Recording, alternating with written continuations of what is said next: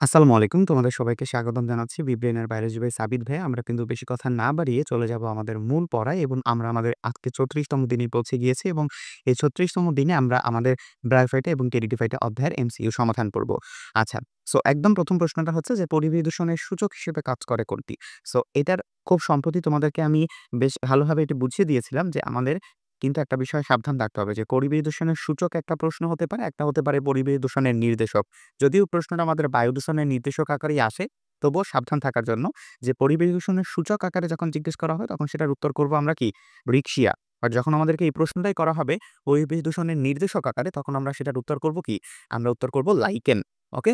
Very good. পরবর্তী প্রশ্ন দেখো যে টেরিজের গ্যামিটোফাইটকে কি বলা হয়? সো এই প্রশ্নটার উত্তর করার আগে আমি তোমাকে একটু ছোট্ট করে জানিয়ে রাখতে চাই, ২ টা জিনিস আমাদেরকে এই অধ্যায়ে মাথায় রাখতে হবে। একটা হচ্ছে আমাদের ব্রায়োফাইটা মানে হচ্ছে মশবর্গীয় উদ্ভিদ এবং টেরিডোফাইটা মানে হচ্ছে আমাদের মানে ফার্নবর্গীয় উদ্ভিদ। আর এই যে আমাদের মসবর্গীয় উদ্ভিদ বা ব্রায়োফাইটা, এটার ক্ষেত্রে মাথায় রাখবো এটার যে গণের নামটা দেয়া আছে আমাদের বইতে সেটা হচ্ছে রিক্সিয়া। আর আমাদের যে টেরিডোফাইটা আছে এটার উদাহরণ আকারে দেয়া আছে আমাদের টেরিস। সো এই ২ টা জিনিস অনেক সময় অনেকের কাছে একটু ঝামেলা লেগে যায় যে মস কোনটা আর হচ্ছে আমাদের ফার্ন কোনটা। সো ফার্ন মানে কি? ফার্ন মানে হচ্ছে ফান বা হচ্ছে মজা। সো আমরা মজা পাই কি? উন্নত খেলনায়। সো এ কারণে উন্নততম উদ্ভিদ হচ্ছে আমাদের টেরিডোফাইটা। এ কারণে এটা হচ্ছে ফার্নবর্গীয়। আর আমাদের যে মসবর্গীয় আছে সেই মসবর্গীয় হচ্ছে কি?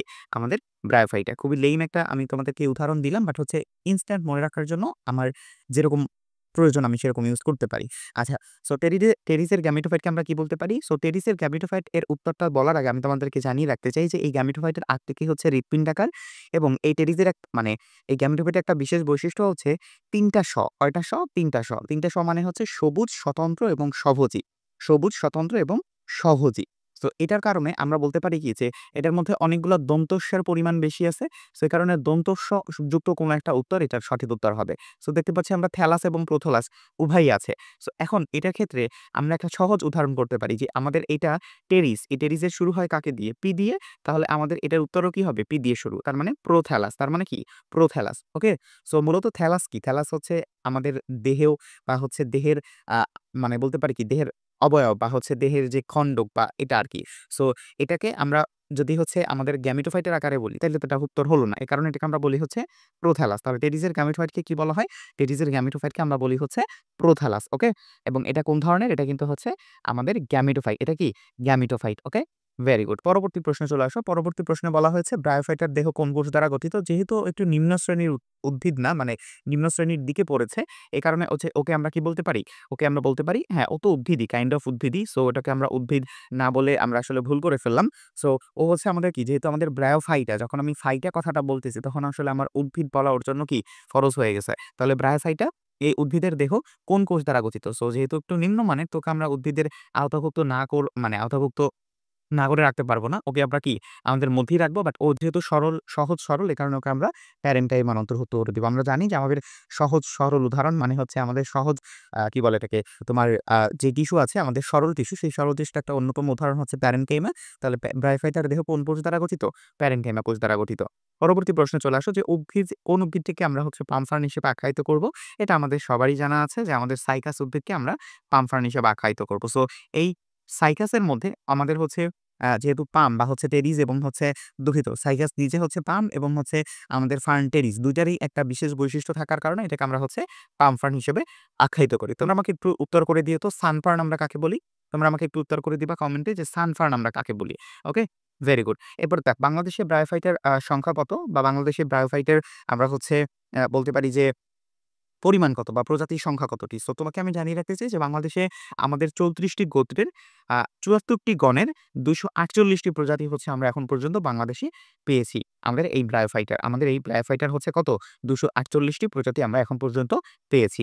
ওকে, ভেরি গুড। পরবর্তী প্রশ্ন দেখো যে কোন উদ্ভিদের মানে কোন গ্রুপের উদ্ভিদ উভচর প্রকৃতির? আমরা জানি যে আমাদের যে ব্রায়োফাইটা আছে, এই ব্রায়োফাইটার ক্ষেত্রে কিন্তু একটা বিশেষ বৈশিষ্ট্য হচ্ছে ও যখন নিষেক প্রয়োজন, ওই নিষেক প্রয়োজন বা নিষেক ক্রিয়া সম্পন্নের জন্য ওর কিন্তু পানির প্রয়োজন। সো এই জিনিসটা যদি আরেকটু তোমাকে করে বলি যে এরা বেশিরভাগই হচ্ছে আর্দ্র স্থলজ পরিবেশে জন্মায় কিন্তু পানির সাহায্য ছাড়া এদের জনন কিংবা বৃদ্ধি বিকাশ এটা ঘটে না। এই কারণে এটাকে আমরা কি বলি? উভচর বা হচ্ছে আমাদের ব্রায়োফাইট। একটু পরে এটা সম্পর্কিত আরেকটা প্রশ্ন আছে সেখানে আমরা আরেকটু ক্লিয়ার করব। বাট আপাতত এটুকু জানি যে কোনটি উভচর প্রকৃতির সেটা হচ্ছে ব্রায়োফাইটা। ওকে। পরবর্তী প্রশ্ন দেখো, কোনটি ব্রায়োফাইটার শ্রেণী নয়? এই প্রশ্নটা আমার খুব পছন্দের। সো আমরা জানি যে ব্রায়োফাইটার হচ্ছে ৩ টা শ্রেণী থাকে। কয়টা শ্রেণী থাকে? ৩ টা শ্রেণী। কি বলতে পারবা আমাকে? তো তোমাদের জন্য আমি একটু সেকেন্ড সময় নিলাম যে এটার এটার উত্তর কে আমাকে বলতে পারো যে আমাদের ব্রায়োফাইটার কয়টা আমার হচ্ছে শ্রেণী? এটা একটা প্রশ্ন। আর ২য় প্রশ্ন হচ্ছে যে আমাদের এই ব্রায়োফাইটার ক্ষেত্রে আমরা আসলে এই শ্রেণীর অন্তর্ভুক্ত কে আছে? দ্রুত আমাকে বলে ফেলো। আমি হচ্ছে এটা কেন শুনতে চাচ্ছি? কারণ এখান থেকে আমাদের হচ্ছে খুবই গুরুত্বপূর্ণ এবং আমার মনে হয় যে এই অধ্যায় থেকে যদি কোনো প্রশ্ন আসে, তাহলে এই জায়গা থেকে হচ্ছে কিন্তু আমাদের প্রশ্ন হওয়ার একটা বেশ ভালো সম্ভাবনা আছে। ওকে? আচ্ছা, সো আমি তোমাদেরকে বলে দিচ্ছি যে আমার এটা হচ্ছে ৩ টা শ্রেণী। কি? হেপাটিকি, অ্যান্থোসেরোটি এবং মাসাই। হেপাটিকি, অ্যান্থোসেরোটি এবং মাসাই। সো এই ৩ টা জিনিস হচ্ছে আমাদের কি? এই ৩ টা শ্রেণীতে আমরা এটাকে বিভক্ত করি। তাহলে এটার উত্তরটা কি হবে? ফিলিসিনি। কারণ ফিলিসিন এটার মধ্যে আমরা উত্তর আকারে পাইনি। ওকে, ভেরি গুড। এরপর দেখো যে ব্রায়োফাইট নিষেকের জন্য কোন মাধ্যমের প্রয়োজন? মাত্রই আমরা পড়ে আসছি যে এটা কি? এটা হচ্ছে পানির উপর নির্ভরশীল। অর্থাৎ এটার জন্ম হচ্ছে আমাদের স্থলজে।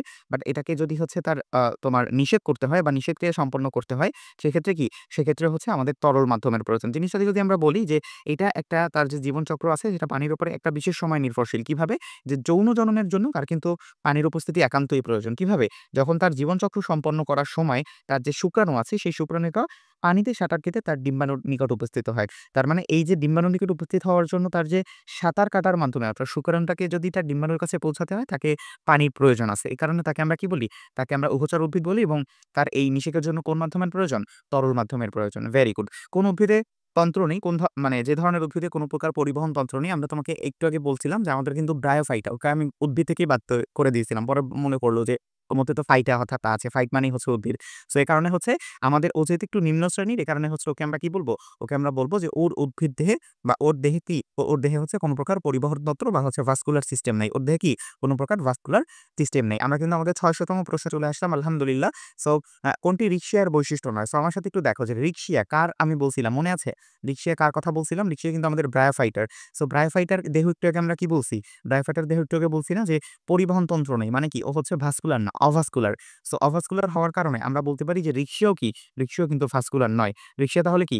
রিকশিয়াও কিন্তু হচ্ছে আমাদের অভাস্কুলার। তাহলে এটা কি সঠিক? এটা কিন্তু সঠিক না। তার মানে আমাদের নিচের কোনটি রিকশিয়ার বৈশিষ্ট্য নয়? সেটা হচ্ছে দেহ ভাস্কুলার। কেন? কারণ হচ্ছে এটার দেহ অভাস্কুলার বা হচ্ছে এটার দেহে পরিবহন তন্ত্র নেই। এছাড়া তার দেহ থ্যালয়েড, দেহ মূলকাণ্ড পাতায় বিভক্ত করা যায় না। তারপরে হচ্ছে তার গ্যামিটোফাইট আছে, তার দেহটা গ্যামিটোফাইট অর্থাৎ আমাদের এন এবং হচ্ছে সে অপুষ্প। অবভিয়াসলি সে একটা অপুষ্পক উদ্ভিদ। ওকে? আচ্ছা, এরপর দেখো রিকশিয়া ফ্লুইট্যান্স উদ্ভিদ জন্মে কোথায়? এটা কিন্তু হচ্ছে আমাদের জন্য বেশ ভালো একটা প্রশ্ন যে রিকশিয়া ফ্লুইট্যান্স এই উদ্ভিদটা আমাদের কোথায় জন্মে? সো রিকশিয়ার ক্ষেত্রে আগে একটু আমি তোমাদেরকে জানিয়ে রাখতে চাই যে আমাদের এই যে রিকশিয়া আছে, এই রিকশিয়া কিন্তু হচ্ছে আমাদের আ কোন শ্রেণীর বলতে পারবা? ওই যে আমরা একটু আগে ৩ টা শ্রেণী দেখলাম না? তার মধ্যে হেপাটিকি শ্রেণীর। এবং এই হেপাটিকি শ্রেণীর হওয়ার কারণে এটাকে আমরা হচ্ছে লিভার ওয়ার্ড বলি। ঠিক আছে? মানে আমাদের এই হেপাটিকি শ্রেণীর যারা সদস্য তাদেরকে আমরা বলি হচ্ছে লিভার ওয়ার্ড। তার মানে রিকশিয়াও কি একটা লিভার ওয়ার্ড? আচ্ছা, এখন দেখো আমরা কি জিজ্ঞেস করা হয়েছে যে রিকশিয়া ফ্লুইট্যান্স এটা আসলে কোথায় জন্মে? সো এটা যদি আমি তোমাকে বলি সেটা হচ্ছে যে এটা ছোট, ছোট ডোবা, তারপরে হচ্ছে পুকুরের পানিতে এসব জায়গায় হচ্ছে ভাসমান দেখা যায়। তার মানে আমরা বুঝতে পারতেছি এটা কোথায় জন্মে? এটা কিন্তু আমাদের জলাশয়ে জন্মে। কোথায় জন্মে? জলাশয়ে জন্মে। তাহলে রিকশিয়া ফ্লুইট্যান্ট উদ্ভিদ জন্মে কোথায়? জলাশয়ে। Very good. ওকে। এবং বর্ষাকালেই হচ্ছে আমাদের রিকশিয়াটা অধিক জন্মায়, বোঝাই যাচ্ছে। এরপর দেখো যে রিকশিয়ার প্রতিটি পত্রখণ্ডকে কি বলে? সো রিকশিয়ার প্রতিটি পত্রখণ্ডক এই জায়গাটা কিন্তু হচ্ছে আমরা এখন আমাদের কোন অধ্যায়ে চলে আসি বলতো? আমরা কিন্তু হচ্ছে আমাদের অধ্যায় না মানে হচ্ছে আমাদের টেরিদের মধ্যে চলে আসি। এবং টেরিদের ক্ষেত্রে আমাদের একটা বেশ ভালো ব্যাপার হচ্ছে যে টেরিজের কিন্তু হচ্ছে অনেকগুলা তথ্য আমাদের একত্রে দেওয়া আছে। যেমন হচ্ছে আমাদের এই যে ফার্ন আছে, এই ফার্নের পাতাকে আমরা বলি হচ্ছে ফ্রন্ট। ফার্নের পাতাকে আমরা কি বলি? ফার্নের পাতাকে আমরা বলি হচ্ছে ফ্রন্ট। মাথায় রাখবা যে এই যে ফার্ন আছে বা হচ্ছে আমাদের এই যে টেরিজের ক্ষেত্রে বা যেকোনো ফার্নের ক্ষেত্রে তার যে পাতাটা আছে সেটাকে আমরা বলি হচ্ছে ফ্রন্ট। আবার এটার যে মুকুল অবস্থা অর্থাৎ যখন এটা খুব ছোট থাকে, ছোট মুকুল অবস্থায় থাকে, তখন এই পাতাটা কুণ্ডলিত অবস্থায় থাকে এবং এই কুণ্ডলিত অবস্থায় থাকার কারণে সেটার অবস্থানটাকে আমরা বলি হচ্ছে সার্সিনেট ভার্নেশন এবং এই সার্সিনেট ভার্নেশন অবস্থায় থাকার কারণে সেটাকে আমরা বলি হচ্ছে ক্রোজিয়ার। তাহলে তোমাকে আরেকটু আমি সাজায়া বলি যে আমার এই যে তোমার বলা যেতে পারে আমাদের যে মানে ফার্ন আছে, এই ফার্নের পাতাটাকে আমরা বলি হচ্ছে ফ্রন্ট। এরপরে কি বলছি? এরপরে বলছি যে এই যে আমার পাতাটা আছে, এই পাতাটা যখন তার কুণ্ডলীয় অবস্থায় থাকে, যখন সে খুব ছোট থাকে, কচি অবস্থায় থাকে, তখন সে যখন কুণ্ডলিত অবস্থায় থাকে, তখন তার যে বিন্যাসটা থাকে, সেই বিন্যাসটাকে আমরা বলি সার্সিনেট ভার্নেশন। ভার্নেশন মানে বিন্যাস এবং এ কারণেই তখন সেটাকে আমরা বলি হচ্ছে ক্রোজিয়ার। এটাকে কি বলি? ক্রোজিয়ার। তাহলে বাকি থাকে কে? বাকি থাকে হচ্ছে আমাদের পিনা। তাহলে এরিজের প্রতি পত্রখণ্ডকে আমরা কি বলব? পিনা বলব। কি বলব? পিনা বলব। সো তোমরা আমার কাছে প্রশ্ন করতেই পারো ভাইয়া রাইজোম কি? রাইজোম বুঝতেই পারতেছো, রাইজোম হচ্ছে তার কি? কাণ্ড। রাইজোম কি? তার কাণ্ড। এবং র‍্যাকিস কি? র‍্যাকিস হচ্ছে তার এই যে পাতার মধ্যে যে একটা সরু শিরা থাকে সেটাকে আমরা কি বলি? র‍্যাকিস বলি। ওকে? ঠিক আছে, ভেরি গুড। পরবর্তী প্রশ্নে চলে যাই। পরবর্তী প্রশ্নে বলা হয়েছে যে আমাদের মজ বা ব্রায়োফাইটস এর স্থিতি চালনাঙ্গের নাম কি? এই প্রশ্নটা আমার খুব পছন্দের। কারণ হচ্ছে আমাদের সাধারণত দেখা যাচ্ছে যে বেশিরভাগ এই তোমার শৈবাল ছত্রাক বলো, ব্রায়োফাইটা, টেরিডোফাইটা বলো, এগুলার মধ্যে আমাদের হচ্ছে এই যে তোমার আইডেন্টিফাই করার জন্য, আইডেন্টিফাই অর্থাৎ তাদের যে জেনিটেলস, এই জেনিটেলস গুলো আইডেন্টিফাই করার জন্য মানে এক্সট্রা নামই দেওয়া থাকে।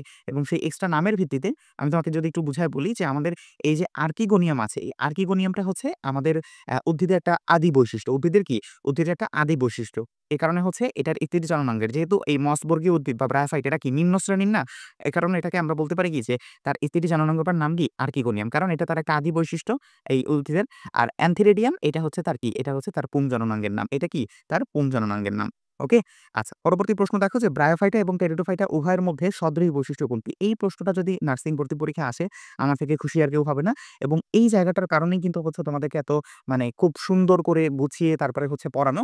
এবং এই জায়গাটা যদি তোমরা ক্লিয়ার করতে পারো দেখবা তোমাদের জন্য অনেক বেশি সহজ হয়ে গিয়েছে। দেখো, ব্রায়োফাইটা এবং টেরিডোফাইটা মানে উভয়ের ক্ষেত্রেই একটা সদৃশ বৈশিষ্ট্য হচ্ছে যে তাদের রাইজয়েডের উপস্থিতি আছে। তাদের কি আছে? রাইজয়েডের উপস্থিতি আছে। এখন কথা হচ্ছে ভাইয়া রাইজয়েড কি? রাইজয়েড বলছিলাম না যে আমাদের এখানে এই রাই মানে হচ্ছে রুট। আর আমাদের দুঃখিত, মানে রাইজো মানে হচ্ছে আমাদের রুট। আর অয়েড মানে কি?